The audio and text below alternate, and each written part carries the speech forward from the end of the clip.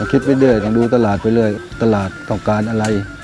แล้วมันเป็นไปได้ไหมที่จะปลูกไปแล้วมันได้ผลหรือไม่ได้ผลก็คิดหาพันธุ์ที่ดีที่สุดแล้วก็ดูที่ใครเขาไม่ค่อยปลูกกันคิดให้ยาวเพราะไม้ยืนต้นเนี่ยมันก็อายุเรามันก็ปลูกได้ไม่กี่ครั้ง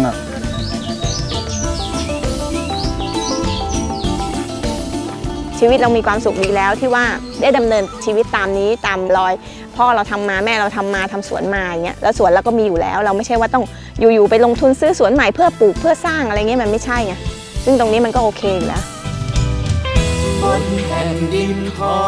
ง